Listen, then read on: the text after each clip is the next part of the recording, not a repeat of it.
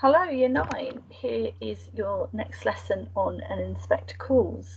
So today we're going to retrieve or revise the word patriarchal. So try and think back, what do we mean by patriarchal or a patriarchal society?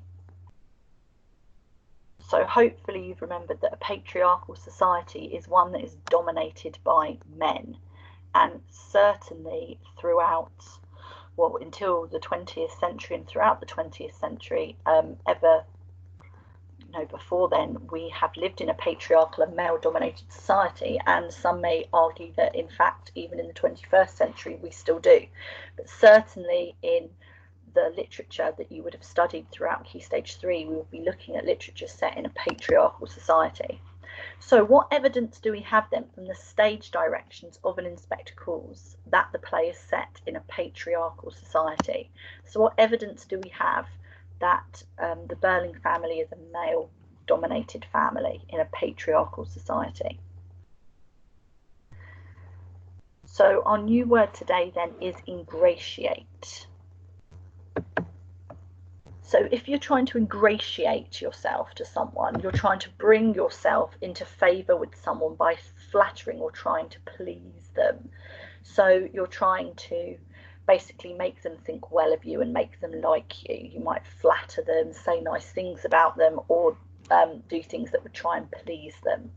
Almost, a modern phrase might be sucking up to them, for example, but the fancy word is ingratiate. So why might Mr. Burling want to ingratiate himself to a member of the aristocracy? Remember last lesson we looked at this idea of the social ladder. Remember, the Burling family are an upper middle class family. That what they are not is an aristocratic family. So why might Mr. Burling want to ingratiate himself with a member of the aristocracy? And then our final question: how do you expect Sheila, remember she is Mr. Burling's daughter in her 20s, how do you expect Sheila to be treated in the play considering the patriarchal society? So what are your predictions about the way Sheila's character is treated considering she is a woman in a patriarchal society? So you can pause the video now and take a moment to have a go at answering these questions. You could write the answers down or simply just have a think about them. So the evidence we have that the play is set in a patriarchal society is simply that Mr. Burling is the head of the household. Mr. Burling is the one who brings in the income. He is the prosperous manufacturer, and everything that his family has is as a result of his wealth, and therefore he is the person that is in charge. And Priestley makes that very clear in the stage directions. So why might Mr. Burling want to ingratiate himself with a member of the aristocracy? Well, remember, we are told Mrs. Burling is Mr. Burling's social superior, which is really important because it means that Mrs. Burling's family is from a higher social class than Mr. Burling's family. So Mr. Burling may always, deep down be aware that he is inferior socially to his wife. So what Mr. Burling is obsessed with, and you'll see this in the play as we read it, is he wants to climb up the social ladder. He wants to get into the upper class or the aristocracy. So obviously, any member of the aristocracy, he's going to want to ingratiate himself towards them to see if they might be able to help raise his social status. And finally, Sheila then, how would we expect Sheila to behave and be treated? Excuse me. Well, as a rich woman, Sheila will be expected to look pretty, to speak well and politely, to know how to behave in society. She will be treated as an object to be given essentially to whoever it is Mr. Burling wants her to marry. She will probably be patronised and treated like a child by her parents, because even as someone in her 20s, she would still be considered very innocent and very sheltered and having no real life experience. So we'll see if Sheila lives up to our expectations. So we've looked at ingratiate. So today you are going to explain how Priestley uses deliberate language choices to reference the class system in Act 1. So we're going to read the first few pages of the play today, and we're going to think about how Priestley uses language to present the class system through the words and actions of the Burling family and Gerald at the start of the play. So how does what they say give us an impression of their social class. And how do your first impressions of the characters, how have they developed from the opening stage directions? So when we actually see the characters speaking and interacting, how does your impression of them develop? So we're going to, hopefully if it works, listen to a radio play, because me doing all the voices gets a little bit dull, if I'm honest. And if we were, or when we're back in the classroom, we will perform and read this play as we're studying it. But for the minute, I will hopefully, with the sound working this time, get us to listen to a radio play. Now, attached to your email would have been a Word document with the actual script. Now, you might just want to listen to the radio play, or you might want to listen and follow the script as well. It's quite long, so you may well not want to print it out, or you may have purchased your own copy of an Inspector Calls. Now, what you will notice is that the radio play, obviously it follows the original script, but what it does is it misses some lines out, okay, because obviously the play was meant to be watched and performed. A radio play, they have to change it ever so slightly. So if you are following an actual copy of the script, just be aware that they may skip some of the shorter lines of dialogue, okay, but you can just listen.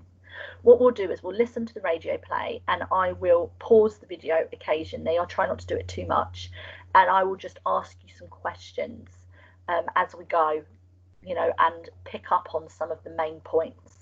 So what I'd like you to do as you read is consider, or listen, consider the language choices Priestley uses that gives us an idea of the social class of the Burlings and Gerald. Okay, so anything to do with social class we're going to pick up on.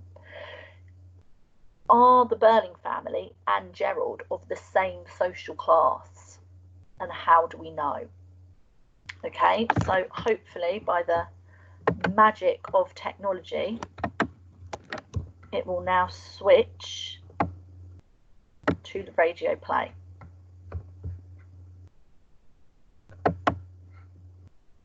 And what I'm going to do actually include system audio. I think that's where I went wrong before.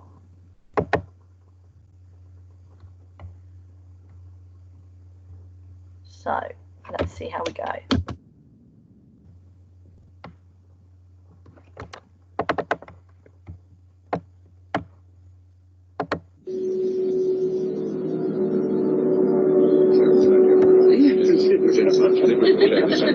An Inspector Calls by J.B. Priestley. Adapted for radio by John Foley. With John Woodbine and Maggie Steed as Arthur and Sybil Burling, and Bob Peck as Inspector Gould.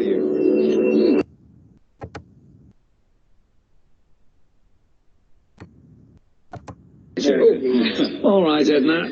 Give Mr. Croft the port, will you? Yes, sir. Thank you. Oh, you'll like this port, Gerald. It's exactly the same as your father gets. Well, then it'll be all right. The governor prides himself on being a good judge of port. Well, I'm sure he is. Now then, Sybil. So, what we have, the opening line of the play is Mr. Burling saying to Gerald, this is the same port as your father has. Now, what we have here is Mr. Burling trying to ingratiate himself to Gerald. So I want you to think about, why might Mr. Burling want to do that? You'll take a glass tonight. Special occasion. Yes, go on, Mummy. You must drink our health. Very well, just a little. Allow me. Thank you, Gerald. All right, Edna, I'll ring from the drawing room when they want coffee. Yes, ma'am. Well, this is very nice. Good dinner too, Sybil. Don't you think so, Gerald? No, absolutely first class. Arthur, you're not supposed to say such things. Come, Sybil, I'm treating Gerald. Now that's really important, because what we have is Arthur Burling thanking the cook and Mrs. Burling telling him, Arthur, you're not supposed to do such things.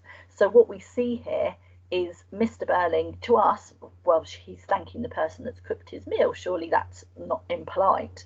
But with someone raised as Mrs. Burling has been, you don't thank the help. So this is an example of Mrs. Burling having higher breeding or better breeding as a result of her superior social status. Like one of the family. I'm sure he won't object. Go on, Gerald, just you object. I wouldn't dream of it. In fact, I insist on being one of the family now. But I've been trying long enough, haven't I? Except for all last summer when you never came near me. I was awfully busy at the works all that time. Now, this is another important moment. Sheila and Gerald are obviously a couple, and that's been established right from the start. Gerald says, I've been trying long enough to be a member of the family. And Sheila says, yes, except for all last summer when you never came near me. Now, this is a really important moment of foreshadowing because Gerald's excuse is, oh, I was awfully busy at work.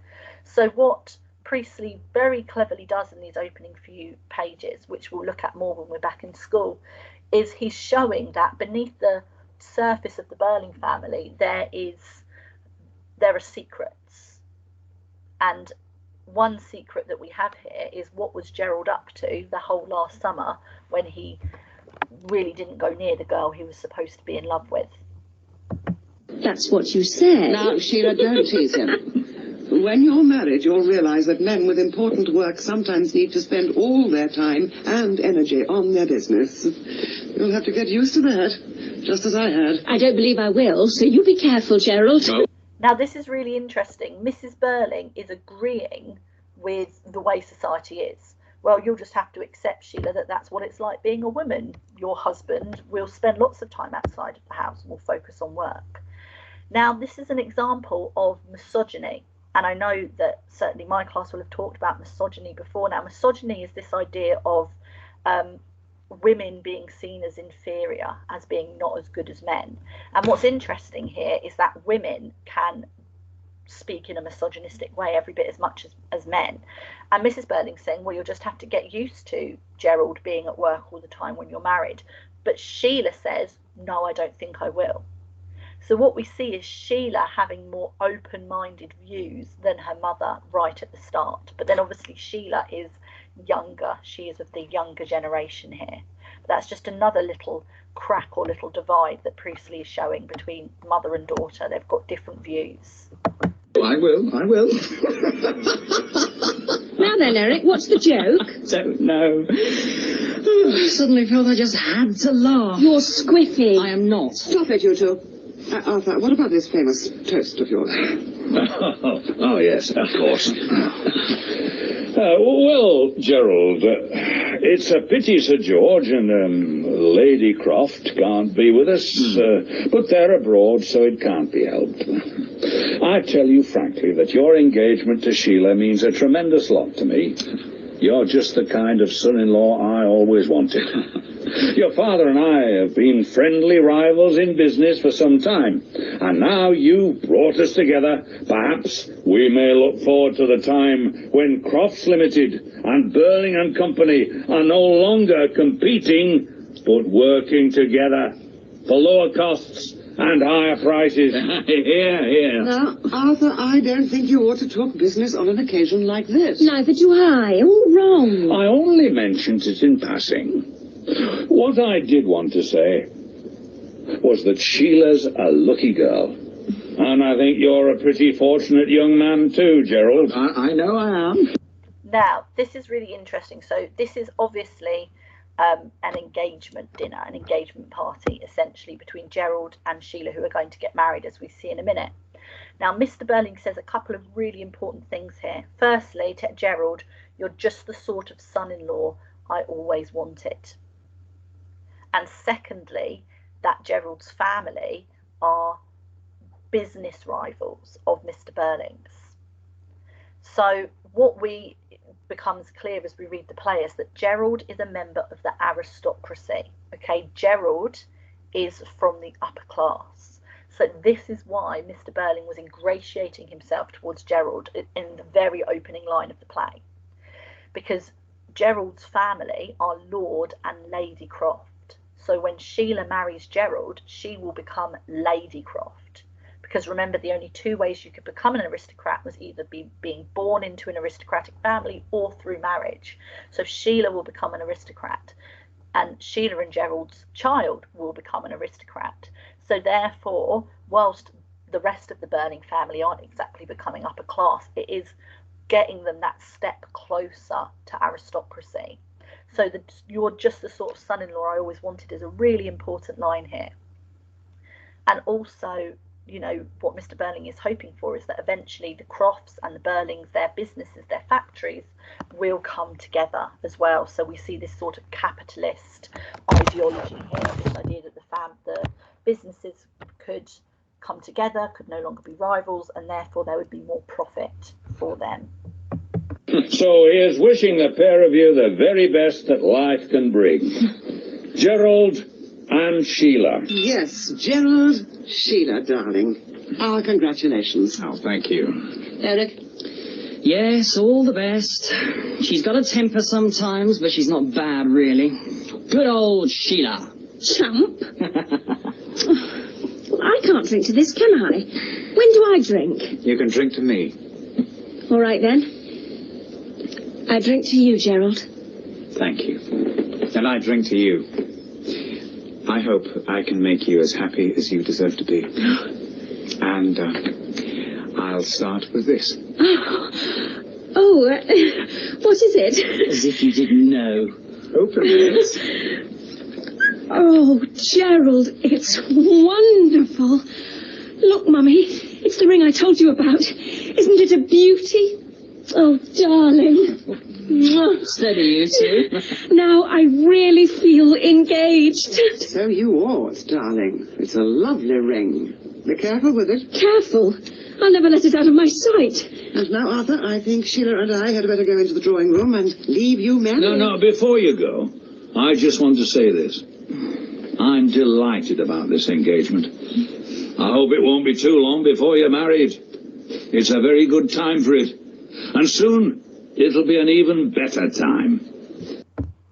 So we're going to stop there for the minute because what Mr. Burling's about to do is make a big speech that we're going to look at tomorrow. So I will just get the PowerPoint back up for you. Sorry, it takes a little minute because I have to reload it. So what I want you to be having a think about now then, what impression do we now have of the Burling family? So we didn't hear some of the characters speak very much, like Eric, for example. He only says a few things. He's obviously had a little bit to drink. So we're going to think about how Priestley reflects the social class of the Burling family and Gerald, and what impression this gives us of their characters.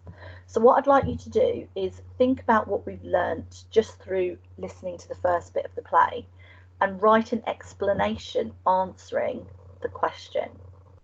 So how does Priestley reflect the social class of the Burling family and Gerald, and what impression does this give us of their characters? So you might, for example, write about how Gerald is presented as a member of the aristocracy, that he is going to marry Sheila, and Mr. Burling is obviously very pleased about this. Why is Mr. Burling so pleased? What will that mean for his family? You know, how are they presented as wealthy? Will they have a maid? Mr. Burling's obviously a successful businessman. Gerald's family are equally successful. And think about as well our impression of the women. Think about Sheila. You know, the only thing she's really been brought up to do is land a rich husband, which she clearly has. The way she speaks to Gerald would make her come across as quite frivolous and quite silly and immature. She calls her parents mummy and daddy. But that's how she would have been brought up. You know, she doesn't really have to do anything other than try and find a good husband.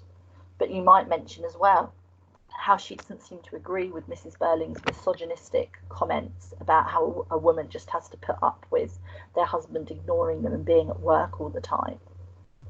So thinking about how Sheila's actually shown as having slightly more open-minded views than a girl of her class might. So really all I'm asking you to do is write down some notes, really, and write down an explanation. What have you learned about the social class of the Burling family and Gerald? How has your impression of their characters developed from those opening stage directions? Now, if you want to challenge yourself, you could try and link your analysis to Priestley's intentions. So You know, how is Priestley possibly showing the dangers of capitalism? How could he be promoting social equality, social responsibility, and how could he be promoting women's rights? So if you want to challenge yourself, you could link your explanation to any of those intentions in that green box there.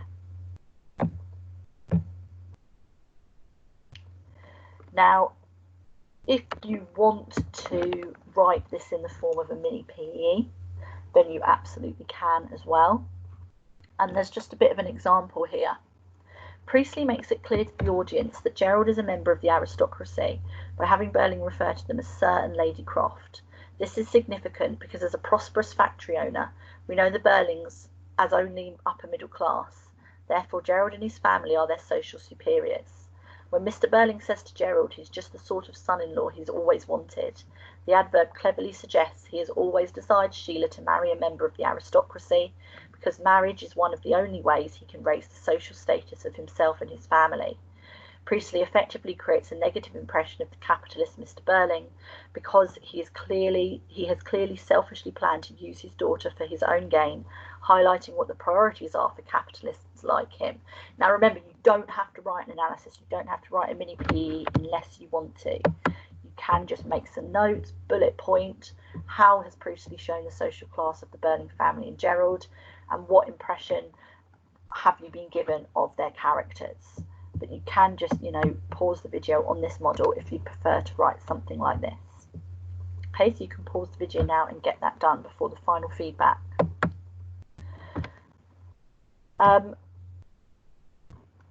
So this is just getting you to think about privilege and aristocrats. Okay, so this is actually looking at the vocabulary from last lesson. So what messages about privilege do you think Priestley is giving through the Burling family?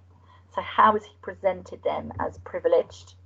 And how would Sheila marrying an aristocrat affect the social status of the Burling family? Okay, thank you for listening. I feel like a radio presenter now, and I will see you tomorrow.